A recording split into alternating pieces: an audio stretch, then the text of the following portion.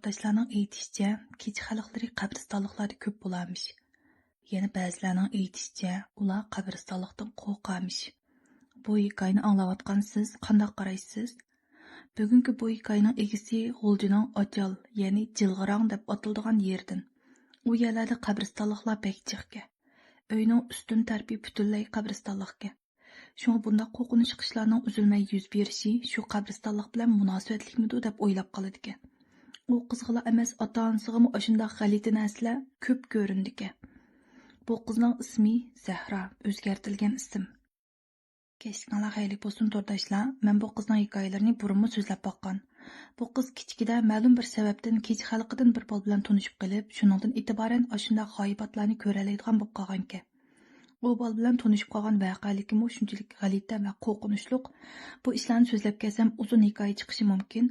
Anglashni xohlaydigan to'rdoshlar pinglunchiga bir raqamini yo'llab qo'yinglar.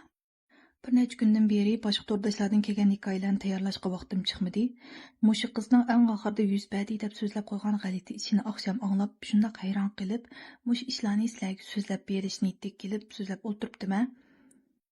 Bu yil 2 ayning o'ttirlari Navir singlisi Zahralarning uyida qo'nib qolg'ili kepti. Shu kuni kechda Zahra singlisi bilan uxlayli deb yotoq uyga kirsa, uy bek isib ketgan. Shuning bilan eshiklarni ichib yetib, sus chiroqlarni yondirib qo'yib, ikkisi karavotda telefon o'ynab yetibdi. U kunlarda Zahra kechasi uxlayolmay, kunduzlari uxlab, uyqulari shunda qalayma-qalashib ketgan ekan. U kuni kechda qanday bo'lgan, karavotda yetib, birdam telefon o'ynabla, shunchalik tez uyquga ketibdi. Keyindan nemish bo'lganligini aytsi singlisidan anglabdi. Zahra uxlab qilib 20 minutlardan keyinla to'yuqsiz xuddi tayoqdekla tüz likkida o'ltirib, yondagi telefonni ilib o'ynashga boshlabdi. Singlisi bu ishlardan hayron qopdi va yana bir tarafdan Zahraning mushta ishlar borligini bilgachga, ozroq qo'rqimsirab chiroyiga qarasa, ko'zi uchuq.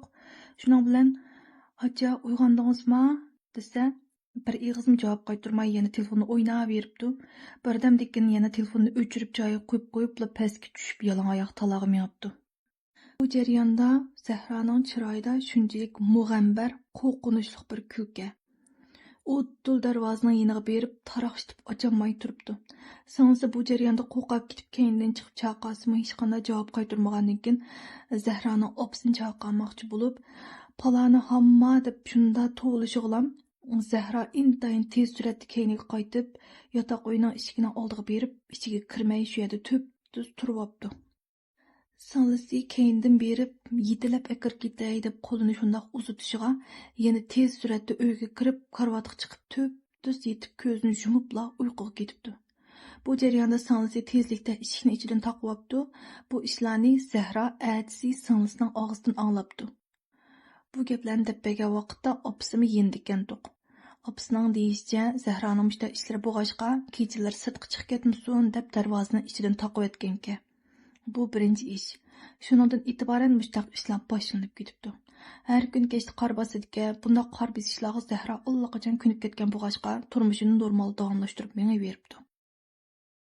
Shu ishlar yuz berib, taxminan 10 kunlardan keyin, ya'ni shu 2 ayning oxirlari bir kuni do'konni taqib kechrak qaytib kelib, opsi bilan paranglashib o'tirib, taxminan 11 bilan o'zining hujur uyiga qaytib chiqib, munchilarga kirib, uyni qayta boshdan biroq qurishtirib tozalab, 12 bo'lganda yetib telefon o'ynab, shunda tezla uyquga ketibdi. Oradan qancha vaqt o'tgan tong bir vaqtda uyning ichida biraylan Zahraga "Hey, qo'pig'a paranglashimiz" deb shunda nurg'un gaplarni qilib ketibdi. Ko'zini ichib atrofiga qarasa, o'zi o'ltagan holatda, uyning ichida hech kim yo'qda, qop-qorong'u jimjit. "Mong kep qolgan kimdo" deb o'ylab turishig'la, karavotning so'l tarafidan qop-qora kiyinib olgan bir uzun choch ayol xuddi itdek 4 futlab yerdan likkida sakrabla karavotning ustiga chiqibdi. Ondan osta o'mliginicha Zahraning yeniga kelib, so'l tarafida mushta dumbisni qilib o'ltiribdi. U ayol karavotning girvikida o'ltirgandan boshlab, bu Zahrodagi eng bichidagi qo'rqinchmi asta-asta yo'qab, bundoq ko'rinishlarga ko'nib ketgan bo'lg'achqa, u ayolga qarab, "Hey, nim bo'ldingiz? Nimishqa dumbingizni qilib o'tirsiz?" debdi qop yuraklik bilan. Heliqi ayolmi xuddi Zahraning mush gapini saqlab o'tirgandek, qilib hijoyg'inicha tuyuqsiz shakl o'zgartib, bodashqon qurib Zahroga qarab o'ltirgan holati paydo bo'lib qopti. Bu jarayonda u ayolning biror harakat qilganini ko'rgili bo'lmabdi. Juda tuyuqsizla lappida o'rilib qopti-da. Zahra o'zi gapni qilib qo'yib, endi hiliq ayol rasmiy o'ziga qarab o'tirgandan boshlab nim qilarni bilmay turibli qopti. Keyindan hiliq ayol intayin cho'q sochlarini mushta oldiga sangilatqunicha lingshib o'ltirib yig'lashga boshlabdi. Bir tarafdan yig'lag'ach, bir tarafdan Zahraga bir narsalarni berdi-ka. Nima ekanligini bilmay qopti, endi qorong'ida aniq ko'rmadimi. Shunday qilib Zahra u ayol bergan narsalarni ikki qo'lda tutib, bu ayol qarab o'ltirib, "Nimishqa yig'laysiz? Sizga nima bo'ldi?" deyishiga, u ayol beshini ko'tarib Zahraga rasmiy chiroyini ko'rsatib turib, qip degan shunda sat chaqirishga boshlabdi-da. Bu jarayonda endi Zahra hiliq ayolning chiroyini shunda aniq ko'rib turibdi. Shuncha qo'rqinchli deydi. Ko'zlari yo'g'on. Hiliq ayol chaqirib turib, "Men sizga nima degan? Qandoq qilasiz? Men bilan ketamsiz?" deb shundoq vaqirishga boshlabdi.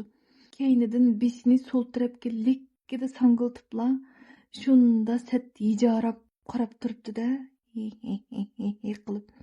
Keynidanla chiroy chuvilib ketibdi. Hiliq bir chiroydagi 5 a'zolari chuvilib qalaymaqalla bo'lib ketibdi. Og'zining javiqidan hiliq qonlar degan so'zilib iqib tushayotganda, bu ko'rinishlarni ko'rayotgan Zahraning qo'rqinishdan yuragi bo'g'ziga kaptashib qopti. Hiliq ayol ashunda beshini sangiltib turibla, tuyuqsiz beshi uzilib ketib, pokkida o'zining qo'liga tushibdi. Ondan qo'lidagi boshni u qo'ldan bu qo'lga, bu qo'ldan u qo'lga etib xuddi topdek o'ynab o'tiribdi-da. Bu jarayonda bo'ynining ustida yana bir bosh bor ekan. Zahra bu ishlarni ko'rib, qo'rqqanidan ilishib qolayli deb qopdi-da. Endi birdan bir o'ylaydig'ini bu uydan qechib chiqib ketishga, lekin badanni qat'iy midiriltanmabdi. O'zining quchog'idagi hiliq ayol bergan narsalarga qarasa, u narsalar birdilla shu qonlarga milinib ketgan, nimaning go'sh ekanligini bilgil bo'lmaydigan ashuna qip-qizil qonga milangan go'shlarga aylanib qopti. Bu ishlarni ko'rib, qo'rqinchini ichiga sig'dirolmagan Zahra qip vaqirganicha qo'ldagi narsalarni cho'rib tashlab etib, yugurib berib eshikni ochmoqchi bo'lib tassa, bu eshik ichidan taqoqliqqa. Shuning bilan eshikni ichib talaga chiqib olibla, jong'ida ching yepib etib, uddul yugagincha darvozani ochishga urinibdi. Jaloqshitib yiqibdi, mushta taroqshitib qat'iy ocholmabdi. Bir tarafdan darvozani jaloqshitib qat'iy ocholmay, hiliq ayol keynimdan chiqmasin deb yana keyniga yenib yugurib berib, hujra uyning eshigini terab turib, yana vaqirashga boshlabdi. Bu jarayonda darvozaning yendiki Dishaning palampining oldida bir qarsoya o'ziga qarab turganligini ko'ribdi. O'zinglar o'ylab yiqinglar, nega qo'rqinchli ahvola. Uyning ichida birsi bor, qo'rg'i yugurib chiqib olsa, taladimi birsi bor. Qo'rqib umidsizlangan Zahra eshikka yo'langunicha putida jon qolmay yerda likkida o'ltirib qopti. Bu vaqtda o'zini qutuldirish istagi texmi yuqori pallaga yetib, butun kuchini yig'ib "Dada!" deb vaqirabdi. Bu qitim ovozi sirtqa chiqibdi. Dadasimi bu ovozni anglabla sirtqa yugurib chiqib, Zahraga bir qarabla ko'zini itib olib, opsini to'lab qo'yib uyga kirib ketibdi. Mushu chaqda Zahra ondan puchda hech qanday kiyim yo'qligini his qilibdi. Uxlagan vaqtda puchda iniq uxlash kiyim bor ekan. Bu jarayondagi eng qo'rqinchli ahvol nima deganda, bu vaqtda agar darvoza ochiq bo'lgan bo'lsa, bu qiz mush bitdim yugurib taloqqa chiqib ketgan bo'lsa, nima ishlar bo'lib ketadi o'ylab yiqinglar. Boshqalar ko'rib qolsa nima satchilik bu? Elim yaxshi darvoza ichidan taqoqliqkan, shunga darvozani ocholmag'achqa taloqqa chiqdanmabdi.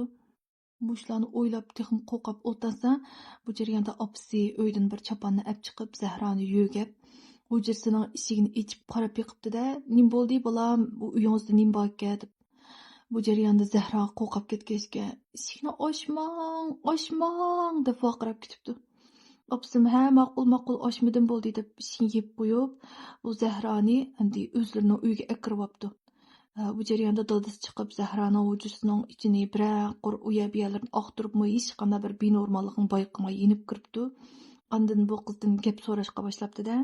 Nemish bo'ldi, nimani ko'rib qoldingiz, nemish bunday qo'rqib ketdingiz desa. Bu Zahra endi qo'rqib boshini yo'qitib qo'yg'achqa, bu ota-onasining gaplariga bir og'iz javob bermay, "Gap qilmanglar, menga gap qilmanglar" deb quluqini itib chaqirib ketibdi.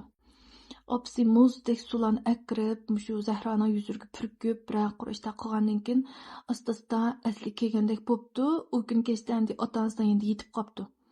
Lekin xuddi hamda kecha endi birsi bordek qat'iy yaxshi uxlayolmabdi-da. Yeniga birsi keldi-ka. Ko'zini lappida ichib qarasa atrofida hech nima yo'q. Ketdi-ka, yana keldi-ka. U kuni ham bir kecha qat'iy yaxshi uxlayolmabdi. Ertasidan boshlab o'zining hujrasida yetishib ketinolmay, izchil ota-onasi bilan 3-4 kun yotgandan keyin, anandan keyin o'zimning hujrasiga chiqib yotay deb uyga chiqib, uyni bir qurratlab, uyda shuna yo'g'on qo'nchoqlar bor ekan-to'q. U qo'nchoqlarni dishaga akirib etmoqchi bo'pti-yu, lekin dishaga tushishdan biza qo'rqib qilib, shogirdining uyiga akirib qo'yib turibdi. Bu qiz o'zi grimchik, grimxon ochidi. Bir shogirdi o'zi bilan birga bularni uyda turdi-da. U kunlarda shogirdi ham ruxsat so'rab o'zining uyiga ketgan-ekan. Shuning bilan bir necha kun o'tgandan keyin u shogirdim qaytib kelib, "Voy ustam, qo'nchoqlaringizni bizning uyga akirib qo'yibsiz-ku" debdi. Degandan keyin, "Ha, u qo'nchoqlarni dishaga achib qo'yaylik ati billa" deb qo'yib, shu kuni kechda yana yetib qolmoqchi bo'lib o'zining hujra uyiga kirib ketibdi. U shogirdim ayrim bir uy turdi-ekan. Hali qo'rqinchli qishlardan keyin Zahra hamdi kechalari hujra uyining chiroqlarini butunlay yondirib qo'yib yotadi-ekan. Shu kuni kechida shunda tatliq uxlayotsa, deraza tak chekilib, opasining ovozi anglanibdi.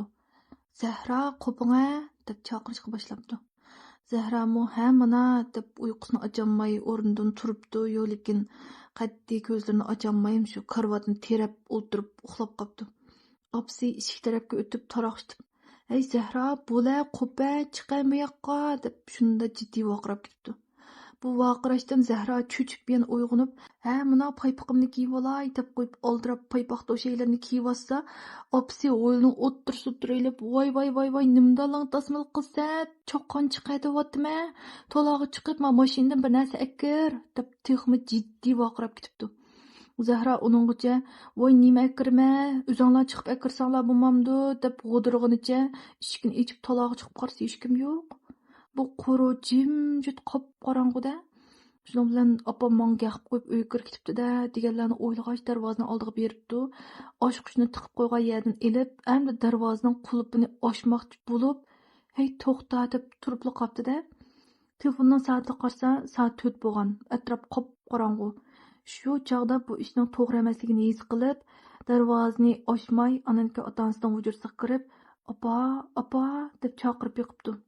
U hujrayni qop-qorong'u, ota-onasi uxlayotgan-ekan. Onundan keyin bu ishning shu kech xalqlar bilan munosabat ekanligini his qilib, qo'rqimsirab o'zining uyiga inib kiribdi. Birdan telefon o'ynab yetib, o'ziga qo'rqinchlar biza pasaygan vaqtda o'zini to'ymay uxlab qopti. U kun kechda shogirdinimi kecha qor besib chiqibdi. Shogird qizning hamda ko'gini boshqacha bir ahvolga. U qizning aytishicha, u kun kechda Zahra u shogirdining uyiga kirib, u to'lmish karvatning ustiga chiqib, bu shogirdiga dumbasini qilib yetyapti-da. O'yladi bo'lsa nurg'unlagan odamlar u yoqdan bu yoqqa mengib yurgudek. Shogird qiz bu ishga hayron bo'lib, "Ustam, nima bo'ldi? To'lada nimajiq odamlar bor" desa, Zahramda u keyniga o'rilibla, "Gap qilmang. To'ladagi odamlar bizning uyga kelgan mehmonlar bizning bu uyda borligimizni bilib qolsa bo'lmaydi. Ular ketguncha ovoz chiqarmay turing" debdi. Birdamdan keyin rost degandeklar o'yildagi odamlar gupirlab, taroqshib mengib darvozadan birdan ikkidan mengib chiqib ketibdi. Eng oxirida chiqib ketgan odam darvozani sirtdan qulflab yetib chiqib ketibdi-da. Shogird qiz mush ahvollarni o'z ko'zi bilan ko'rib, "Tova" deb shunchaki hayron qopti. Andan keyin uzoq qolmayli o'zim uxlab qopti. Deganda bu Zahroga dapirdi-da, "Oqshom bizning uyga kirdingiz, o'yladim işte bekchiq odamlar botdi" degandan keyin Zahro bu gaplarni anglab texim hayron qopti. "Voy yo'q, ko'zingiz o'chda ko'rinib qopti, men kirmadim" deb. Bunda ishlar bularning uyda shunda jiq yuz berdi-ekan. Bugun vaqt munosabati bilan shuncha so'zlab beray. Hikoyalarni yoqtirgan bo'lsanglar, pingunchuga gul yo'llab qo'yishni unutib qolmanglar.